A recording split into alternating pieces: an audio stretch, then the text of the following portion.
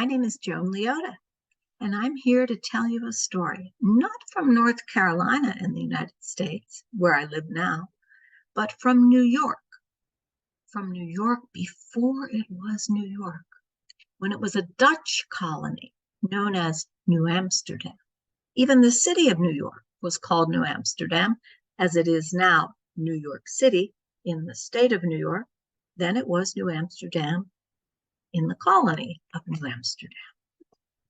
Well, this story is about a baker. I love bakeries. I bake a lot myself, but a good bakery, sometimes you can't match what the professional baker does. This is the way it was in New Amsterdam. Many wonderful bakeries all around, even though the housewives were good bakers themselves. People especially like to bake for St. Nicholas Day. St. Nicholas Day is December 6th, and that's when the Dutch still celebrate. Oh yes, children put out their shoes, and they're filled with all manner of treats, and if they are lucky, a delicious gingerbread. St. Nicholas. I like to eat the head first. Seems less painful for St. Nicholas. Oh, those gingerbread cookies. Cinnamon, clove, the richness of butter and molasses. They are wonderful cookies. I make them myself, even though I don't think mine are as pretty as the ones our baker in the story made. Oh yes, his cookies were beautiful and delicious. Everything in that bakery was good, except the baker himself. He was not a very kind man. In fact, he was quite nasty sometimes. Why, if you didn't know what you wanted while you were waiting in line, he'd say, "Go away." He didn't want your business. And if you were 1 penny short, he wouldn't give you what you wanted. Even if you lived next door and he knew you, he wouldn't wait until the next day for that penny. No, no, no. Not a kind man. Not a generous man. Oh, no. When people came around collecting for the poor, he never gave them anything. And the day after his goods were made, why, instead of offering half off for the baked goods, why, you had to still pay a big price for them. One night, as he was getting ready to close the shop, it had been such a busy day. It was St. Nicholas Eve, and people had been lined up before he even opened the shop.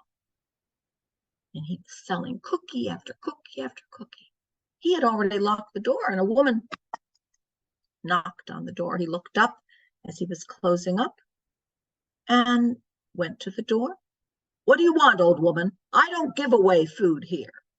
"I'm not asking you to give me anything. I'm here to pay. I want a dozen St. Nicholas cookies." "A dozen? I don't know if I have a dozen left." He knew he had a dozen left. In fact, he had more than a dozen. He had baked accidentally a lot of extras, hoping that on St. Nicholas Day itself, people would come in to buy them. But in any case, here was this old woman ready to take 12 of them off of his hand, for that's a dozen. "Do you have the money? Show me the money." She held out her hand with the coins in it.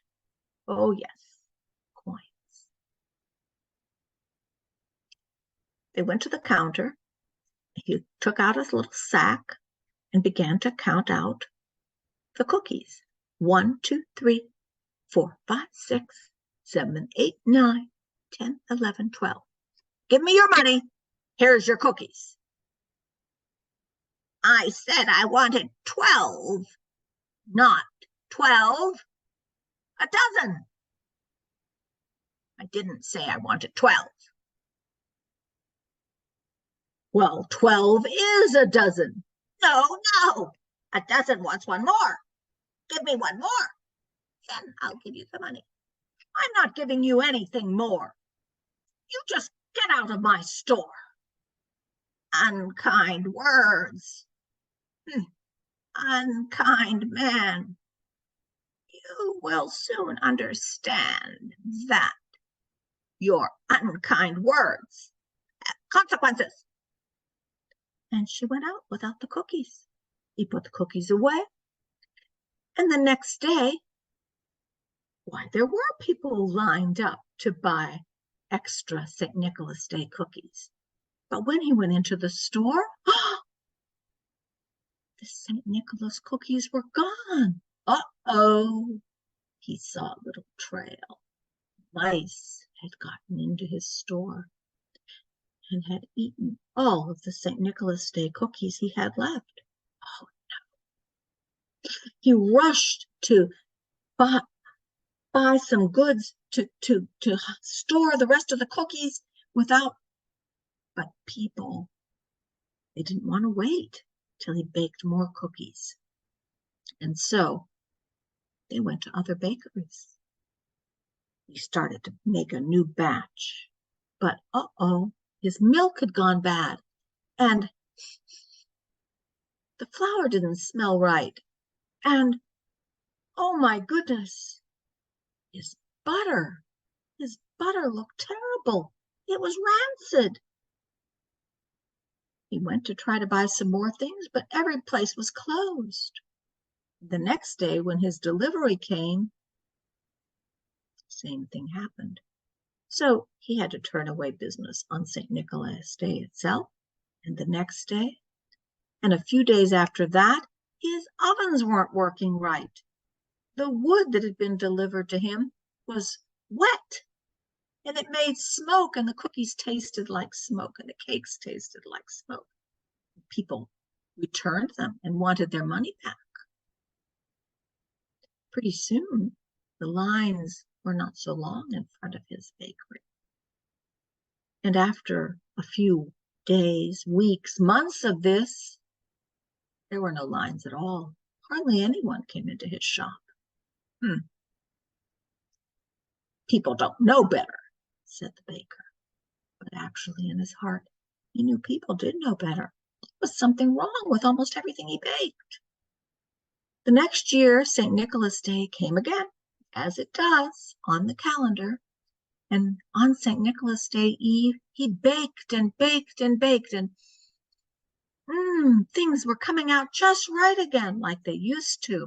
He opened the door of his shop, hoping that the wonderful smells of his cookies would go out and more people would come in. A couple of people did come in, and they bought a few cookies, not wanting to trust him with the order for their big parties. At last, he was about to close the shop, when who should come to the door but the old woman? Let me in. He opened the door. Do you have the money? He said. I have the money for my dozen cookies. I want a dozen. Said the baker. She went up to the counter. He took out a tray of cookies. They were perfect. Oh, they were beautiful cookies. No single one was burnt. They were just delicious looking. He began to count. 1, 2, 3, 4, 5, 6, 7, 8, 9, 10, 11, 12. The old woman looked at him. That's 12. I know. You say a dozen is 13. And he took one more and put it on her staff. There it is. 13. I call that the baker's dozen, said the old woman. A good baker gives good value. Kind words. May you have a happy St. Nicholas Day tomorrow, said the baker. And the same to you, said the old woman. And she took her cookies and out she went. The next day, St. Nicholas Day, he opened the bakery as he always did in case anyone had forgotten anything for their festivities. And sure enough, the mayor himself came running in. His servants were all busy with the party they were preparing, but someone had dropped the tray of St. Nicholas cookies, and they were all in pieces. I need a dozen more for my children, he said. Do you have any left? Why, yes, I do, said the baker. I'm glad to help you. And the baker began to count again. 1, 2, 3, 4, 5, 6, 7, 8, 9, 10, 11, 12. And then he remembered the old woman, and he said, and here's an extra. That's 13, said the mayor. Oh, yes, I call it the baker's dozen, he said. A little bit of extra sweetness to go with your cookies. Oh, said the mayor.